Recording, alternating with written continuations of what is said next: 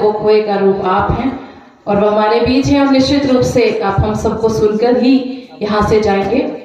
कहीं यूं भी लिखा आदरणीय जी मुकेश जी, पवन जी, अजय जी और भी कई सारे जी थे, बहुत सारों के नाम मालूम है।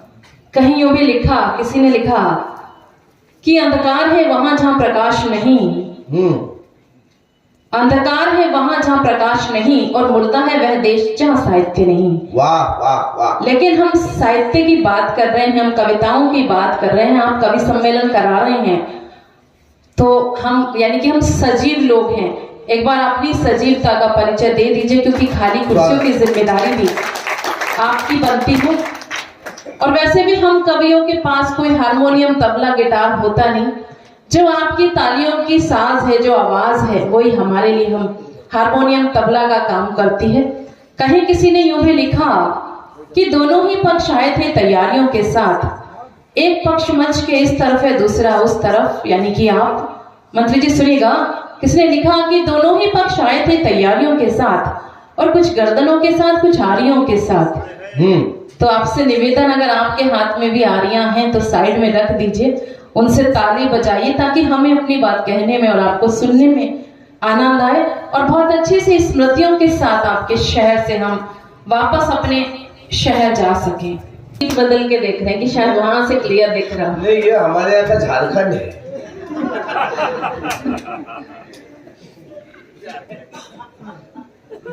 नहीं, वो मोटरसाइकिल पर बैठ के नहीं, हमारे यूपी में पर बुलडोजर चलता है। हालांकि मेरठ बुलडोजर के साथ से नीले ड्रम से भी प्रसिद्ध हो है। 4 पंक्तियां अपने परिचय की देती हो। माइक बहुत अच्छा है, बस यहीं छोड़ दीजिए।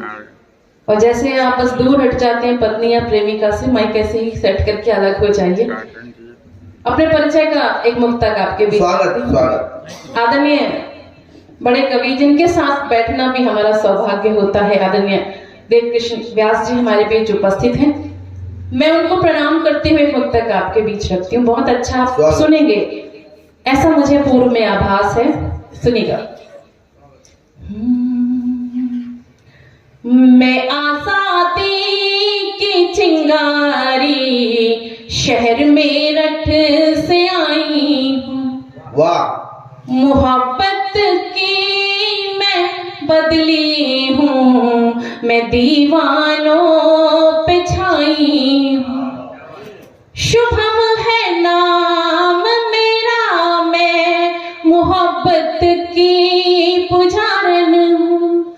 शुभम है नाम मेरा, मैं मोहब्बत की पुजारन हूँ। गुलाबों सी महक वाली कविता संग लाई, गुलाबों सी। तालियां इधर वाले लोग भी बजाएं तो अच्छा लगेगा। गुलाब पार्षद साहब भी उपस्थित हैं, बहुत आभार। गुलाबों सी महक वाली कविता संग लाई हूँ। और इसी कुनबे की 4 पंक्तियां और रखती हूँ। मुकेश जी सुनिएगा, सुनिएगा राकेश जी। आप भी जैसा प्रारंभ में भी कहा कि ये राकेश जी की ही ताकत है जो कम बजट में सब कवियों को आपके बीच ले आए। तब मैंने कहीं लिखा, सुने, सुनो तुम मन की बातें तो तुम्हें कोई सुनाएगा। अगर एक बार खुद आओ तुम्हें हरदम बुलाएगा। किसी के जख्म पर तुमने अगर मरहम लगाया तो, किसी के जख्म पर तुमने अगर मरहम लगाया तो, हिमालय हो भले ऊंचा तुम्हें वो सर झुकाएगा। हिमालय हो भले ऊंचा तुम्हें वो सर झुकाएगा। अब तक जब तक माला आती है तब तक आप ताली बजा सकते हैं। के नाम पढ़ती हूँ, बहुत अच्छा आप सुन रहे हैं। स्वागत। आप सभी ने बहुत अच्छा पढ़ा। 4 पंक्तियां आपके नाम करती हूँ, सुनेगा। पार्षद जी कहाँ जा रहे हैं, सुनिए। पुजारन बन गई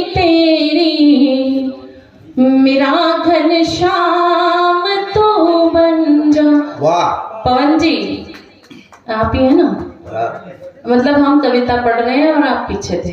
बन गई तेरी मेरा घनश्याम तू बन जा, निरंतर चल रही हूँ मैं मेरा विश्राम तू बन जा, निरंतर चल रही मेरा विश्राम तू बन जा, कारण बन गई तेरी मेरा घनश्याम तू बन जा, निरंतर चल रही हूँ मैं मेरा विश्राम तू बन जा, मेरा व्रत है तुझे पाऊंगी मैं हर हाल में, लेकिन मेरा व्रत है तुझे पाऊंगी मैं हर हाल में, लेकिन मैं पावन बन गई राधा कृष्ण निष्काम तू बन जा, मैं पावन बन गई राधा कृष्ण निष्काम तू बन जा। तालियां बजा दीजिए। जब एक मुक्तक पूरा हो जाया करे तो तालियां इसलिए बजाया, जब हम बात कहीं कविता की करते हैं, कवि सम्मेलनों की करते हैं, हम ऐसे आयोजन कार्यक्रम मुकेश जी कर पाते हैं क्योंकि हमारी कोई रक्षा कर रहा होता है, हमारे देश के सैनिक, पुलिस प्रशासन के लोग।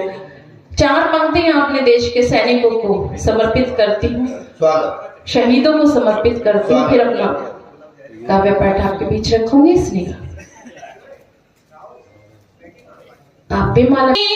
चलो मिलकर कि कोई बात हो जाए, वाह शहीदों की चलो मिलकर कि कोई बात हो जाए, भले अब दिन निकल जाए भले ही रात हो जाए, भले अब दिन निकल जाए भले ही रात हो जाए, कहानी राजा रानी की नमा हमको सुनाना तुम, कहानी राजा रानी की नमा हमको सुनाना तुम, कहानी अब शहीदों की नई सौगात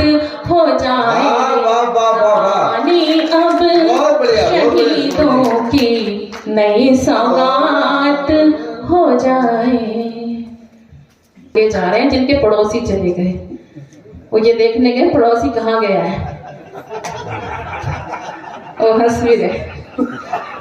तुम तो श्राप दे दो कि उनको कुंडी बाहर से बंद मिलेगी। वो नजर रख रहे हैं कि पड़ोसी चला गया तो हमें भी जाना चाहिए, पड़ोसी कहाँ गया है आखिरकार ये देखने। अब ये वो लोग बैठे हैं जिनको अपने पड़ोसी पर अपने चार पंक्तियां और रखती हूँ, बहुत अच्छा आप सुन रहे हैं, और हम निश्चित रूप से उत्सव को महोत्सव में बदलने जा रहे हैं। स्वागत। और ये बहुत ही गर्व की बात है कि हम इंग्लिश नववर्ष से जो हम मनाते रहे, हम वापस हिंदी नववर्ष या यूं गए हिंदू नववर्ष पर आ रहे हैं। बहुत सारी शुभकामनाएं मैं आप सभी को देती हूँ। और जैसा कि मैंने पहले भी बताया मुकेश जी को कि विश्व हिंदू परिषद भारत ही नहीं, विदेशों तक में भी कवि सम्मेलन विश्व हिंदू दिवस पर कराता है, हिंदू नववर्ष पर कराता है। पिछले साल भी मेरा बैंकॉक यानी थाईलैंड में जो बड़ा बदनाम हो जाया करता है, लेकिन विश्व हिंदू परिषद ने पिछले वर्ष भी थाईलैंड और बैंकॉक में कवि सम्मेलन कराया, और इस वर्ष भी मेरा 9 अप्रैल को अभी पटाया में है, इस वर्ष कार्यक्रम पटाया में होना है। वहाँ सब कुछ ओके है, टिकट हो चुके हैं, बस जाना शेष है। इसलिए आया कि आप वहाँ गई थी। हाँ, लेकिन जिस जगह है वहाँ अच्छी बात है कि वहाँ नहीं आया है। मैं भी इसी दुविधा में थी कि म्यांमार और थाईलैंड में आया है तो कहीं ऐसा तो नहीं जहाँ हमारा कार्यक्रम है उस तरफ भी प्रभाव हो, लेकिन माँ की कृपा से उस तरफ कोई प्रभाव नहीं है और कार्यक्रम 9 अप्रैल को निश्चित है। वाह। एक बार विश्व हिंदू परिषद के लिए ताली बजा दीजिए वाह। कि वो विदेश में रहकर भी अपनी देश के लिए, अपने नववर्ष के लिए, अपनी हिंदी के लिए लगातार काम कर रहे हैं। और आप भी उस समिति में हैं, विश्व हिंदू परिषद के अधिकारी होते हैं, तो इसलिए आप भी उस शुभकामनाओं के भागीदारी हैं।